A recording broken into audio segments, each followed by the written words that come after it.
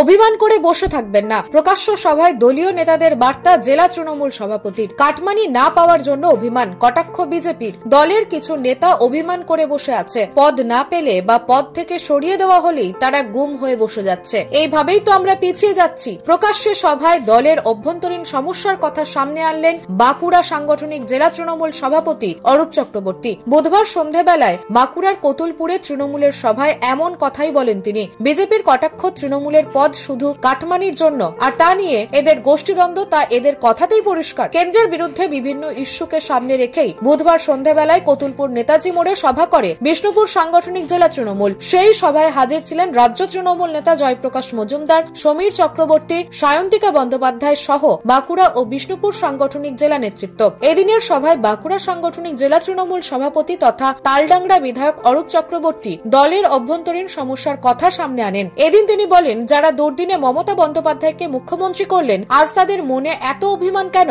কেন অভিমান করব? কেন পিছিয়ে যাচ্ছি আমরা? আসুন আমরা সবাই মিলে মমতা বন্দ্যোপাধ্যায়ের হাত ধরে দিল্লিকে দেখিয়ে দিতে চাই বাংলায় মমতা বন্দ্যোপাধ্যায় ছাড়া কারো স্থান নেই। এদিন তিনি আরো বলেন, আমরা পদ নিয়ে কাড়াকাড়ি করব না। দল যাকে দায়িত্ব দেবে তাকে সেই দায়িত্ব পালন করতে হবে। পদ থেকে সরিয়ে দেওয়া হলে বা পদ না পেলে গুম হয়ে যাব না। কি অভিমান, কিসের জন্য অভিমান করে বসে থাকবো? এই জিনিস চলতে পারে না। আমরা দলের সৈনিক, আমার পরিচয় আমি মমতা বন্দ্যোপাধ্যায়ের দল করি। অভিমানীদের দলের সাংগঠনিক কাজে যোগ দেওয়ার আহ্বান করেন তিনি। আমরা পদ নিয়ে কাড়াকাড়ি করব না। আমি আজকে সভাপতি নেই বলে আমি গুম হয়ে চুপ করে বসে থাকবো, এই জিনিস চলতে পারে না। দল যখন যাকে মনে করবে তখন তাকে দায়িত্ব নেবে। দলের নির্দেশ আমাদেরকে মেনে নিতে হবে। কি অভিমান আমাদের! আমি সভাপতি ছিলাম, আমাকে সরিয়ে দিয়েছি, আমি বসে যাব? তা তো হয় না। আমি দলের সৈনিক, আমার পরিচয় তিরঙ্গা ঝান্ডা, আমার নেত্রীর নাম মমতা বন্দ্যোপাধ্যায়। কিন্তু আমার দলের অনেক কর্মী আছেন, বন্ধু, আপনারা কষ্ট করেছেন, পুকুরের চাষ বন্ধ হয়ে গেছে, জমিতে নাঙল দিতে পারেননি, বহু মানুষ খুন হয়ে গেছে, এই এলাকায় অনেক মায়ের সিঁদুর ছিনিয়ে নিয়েছে। তাদেরকে পরাস্ত করে আপনারা মুখ্যমন্ত্রী মমতা বন্দ্যোপাধ্যায়কে মুখ্যমন্ত্রী করেছেন।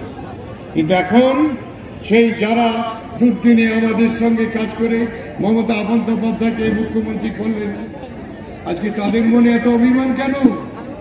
কেন পিছিয়ে যাচ্ছি আমরা? কিসের জন্য আমরা অভিমান করব? সমস্ত পুরনো কর্মী যারা তৃণমূল কংগ্রেসকে প্রতিষ্ঠিত করেছেন, আসুন আরেকবার আমরা ধ্বজা ধরি। আমরা দিল্লিকে দেখিয়ে দিতে চাই বাংলায় মমতা বন্দ্যোপাধ্যায় ছাড়া অন্য কারো স্থান নেই। তাই সমস্ত কর্মীদের কাছে করজোড়ে নিবেদন করতে চাই, দিল্লি যদি আমরা এদেরকে সরাতে না পারি, বাংলার ভবিষ্যৎ অন্ধকার, সেটা আপনাদের দেখতে হবে। তৃণমূল সভাপতি অরূপ চক্রবর্তীর এই বক্তব্যকে কটাক্ষ করেছে বিজেপি। এদের পদ হলো কাটমানি, পদ থাকলে কাটমানি থাকবে, না থাকলে থাকবে না। এই নিয়ে তো আদি আর নব্বের লড়াই শুরু হয়েছে, সেটা প্রকাশ্য দেখা যাচ্ছে প্রতিক্রিয়া বিজেপি মুখপাত্রের। পদ না থাকলে তো টাকা পাওয়া যাবে না, পদ না থাকবে না বললে তো গোটা দলটাই তো কাটমানিতে চলে, ঠিক আছে। আর গোষ্ঠীদ্বন্দ্বে যে কি প্রবল এবং প্রকট হয়েছে তা পরিষ্কার অরূপবাবুর কথাতেই বোঝা যাচ্ছে। এখন আবার নতুন করে বিধায়ক যোগ দিয়েছেন, ঠিক আছে, দল পাল্টু বিধায়ক, তার একটা গোষ্ঠী হয়েছে। তাহলে তাকে আনতে গেলে তার কিছু লোককেও আবার পদ দিতে হয়েছে। তাহলে পুরনো লোকরা পড়ে গেছে, তারা ঠিকমতো টাকা পাচ্ছে না। টাকা না পাওয়া গেলে তাহলে সেখানে তার দলের হয়ে বেরোচ্ছেও না। তাছাড়া আরেকটা বক্তব্য দেখবেন যে সাধারণ মানুষও সরে গেছে, সাধারণ মানুষদেরও আহ্বান জানাচ্ছে, ঠিক আছে।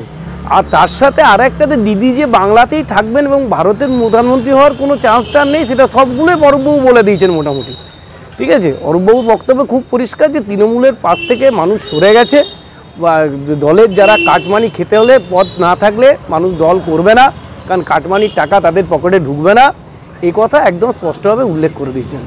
এরপরে এই সাধারণ মানুষ আগামী 2024-এ এসে বিচার করে বলে দেবে যে কে ঠিক আর কে ভুল।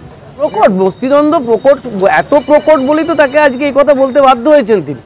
তার মানে বসে গেছে সবাই, লোক আসছে না, চেয়ার ফাঁকা যাচ্ছে, ঠিক আছে, লোক হচ্ছে না, জোর করে ধমকাই চমকেও লোক পাওয়া যাচ্ছে না, ঠিক আছে। কারণ আরেক গোষ্ঠী বলছে যাস না, আমরা রয়েছি তোদের সাথে, এই তো ব্যাপার। এখানে প্রশাসনও কিছু করতে পারছে না, যার জন্য আজকে অরূপবাবু এইসব বক্তব্য দিচ্ছেন। এবং তার বক্তব্য খুব স্পষ্ট হয়ে গেছে যে গোষ্ঠীদ্বন্দ্ব থেকে শুরু করে আপনার সাধারণ মানুষ প্রত্যেকে দলের পাশ থেকে সরে গেছে। নিউজ আজ বাংলা, বাঁকুড়া। পশ্চিমবঙ্গ সরকার অনুমোদিত স্বাস্থ্য সাথী মান্যতাপ্রাপ্ত রোগী পরিষেবার বিশ্বস্ত প্রতিষ্ঠান দামোদর হেলথ কেয়ার।